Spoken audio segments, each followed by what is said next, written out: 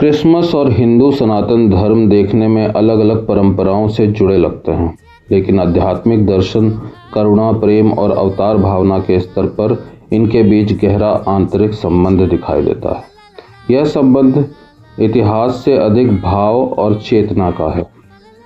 तो क्या आपने कभी सोचा है कि क्रिसमस और हमारा सनातन धर्म सिर्फ अलग अलग धर्म नहीं, बल्कि एक ही सत्य की दो धाराएं हो सकती हैं?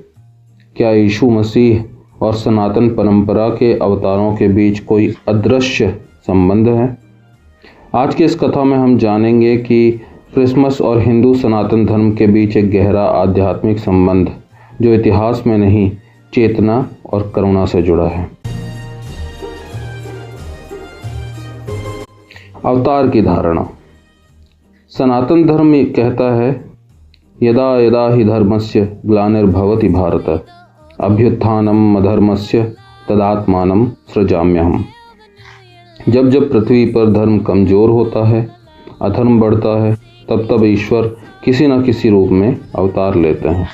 कभी राम बनकर, कभी श्री कृष्ण बनकर, कभी बुद्ध बनकर। ईसाई धर्म में यीशु मसीह को ईश्वर का पुत्र कहा गया है, तो कभी यीशु बनकर।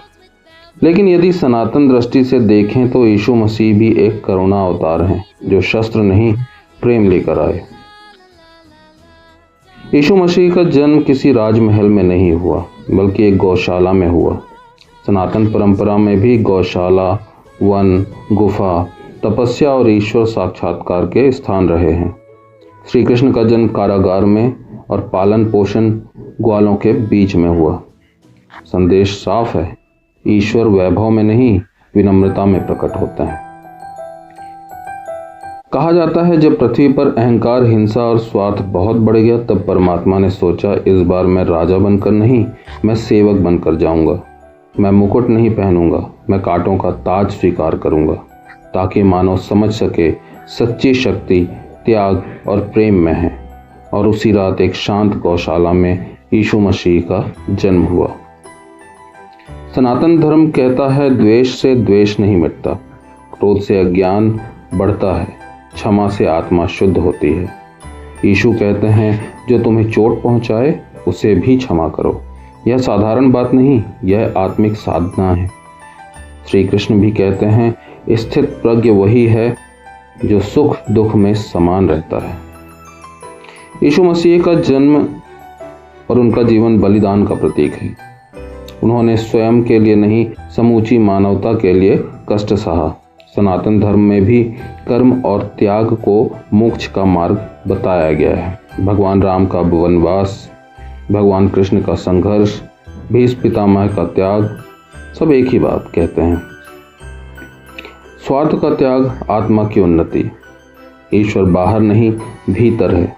उपनिषद कहते हैं, अहम ब्रह्मास्मि, यानी मैं ही ब्रह्म हूँ। यीशु कहते हैं, the kingdom of God is within you. ईश्वर का राज्य तुम्हारे भीतर है।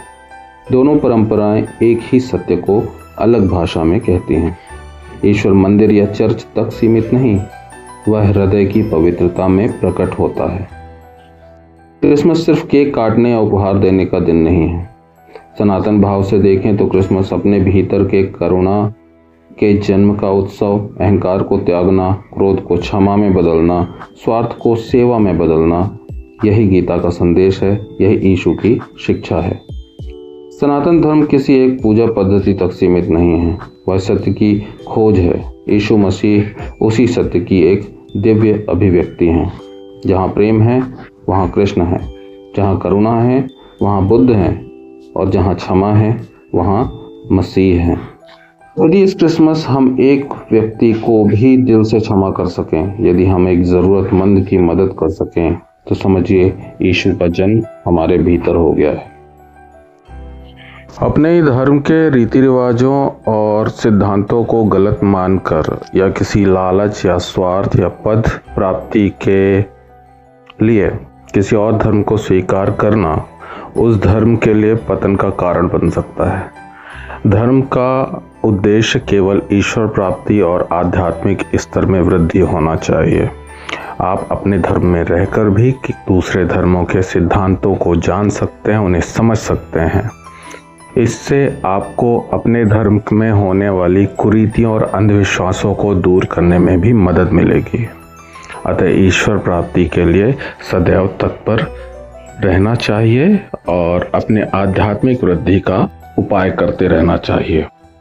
अगर आपको यह आध्यात्मिक कथा पसंद आई हो तो वीडियो को लाइक करें, चैनल को सब्सक्राइब करें और कमेंट में लिखें प्रेम ही परम धर्म है। मिलते हैं अगले वीडियो में, तब तक आप अपना ख्याल रखें। तब तक के लिए जय श्री राम।